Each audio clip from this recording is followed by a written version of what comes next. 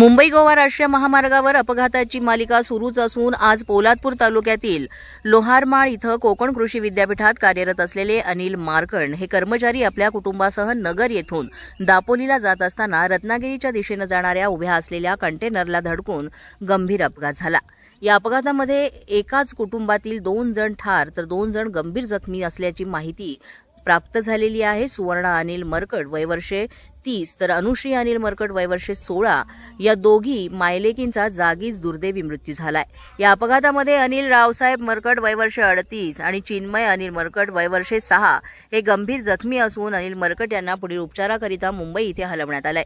मुंबई गोवा राष्ट्रीय महामार्गावरील पोलादपूर तालुक्यातील लोहारमाळ इथं आज दुपारच्या सुमारास नगर जिल्ह्यातून रत्नागिरी येथील दापोली कृषी विद्यापीठातील कार्यरत असलेले अनिल मरकड हे आपल्या कुटुंबासह कंपनीच्या एका गाडीने प्रवास करीत होते आणि त्याच दरम्यान लोहारमाळ इथं मुंबई गोवा हायवेवर अवैध पार्किंग केलेला कंटेनर हा उभा होता आणि कंटेनरला क्रेटा गाडी जाऊन धडकली। धडक एवढी गंभीर होती की या गाडीतून प्रवास करणारे त्यांच्या कुटुंबांमधील 2 जण जागीच ठार झालेत, अन्य 2 जण गंभीर जखमी झालेत। घटनास्थळी पोलीस प्रशासन स्थानिक ग्रामस्थांच्या मदतीने मृतदेह बाहेर काढण्यात आले आणि त्यानंतर हे मृतदेह पोलादपूर ग्रामीण रुग्णालय इथे शवविच्छेदनाकरिता पाठवण्यात आलेत।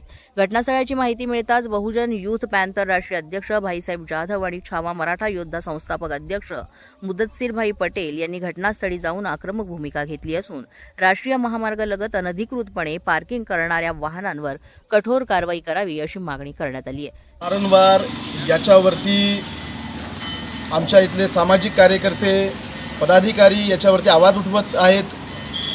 हा कोकण हायवे मुंबई गोवा हायवे अक्षरशः मृत्यूचा विळखा बनलेला आहे। आम्ही पूर्वीपासूनच याच्यावरती आवाज उठवतोय, परंतु आता आमचं प्रशासनाला सांगणं आहे की तुम्ही वेळीच त्याची नैतिक जबाबदारी घेऊन त्यातलं प्रिकॉशन घेऊन जास्तीत जास्त ॲक्सिडेंट कमी कसे होतील आणि इथे लोकांचा जीव घेणं बंद कसं होईल याकडे आपण बघावं।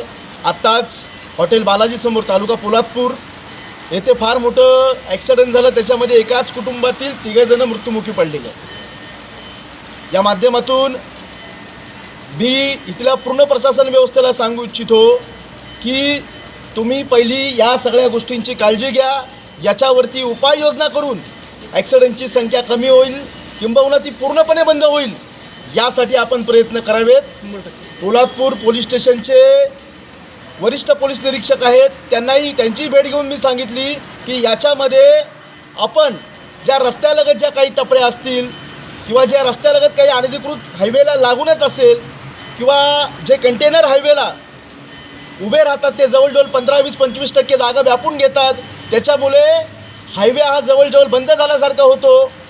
या सगळ्या गोष्टी ज्या अनधिकृत आहेत या तात्काळ थांबल्या पाहिजे आणि माझ्या इथल्या कोकणच्या रहिवाशांचे किंवा कोकणात जो फिरायला आलेला असतो महाराष्ट्रातून पर्यटक यांचा जीव वाचावं ही अशी मी यांच्याकडे विनंती करतो की पुन्हा या अशा गोष्टी घडणार नाही। जागृत महाराष्ट्र न्यूज, रामदास चव्हाण, महाड, रायगड।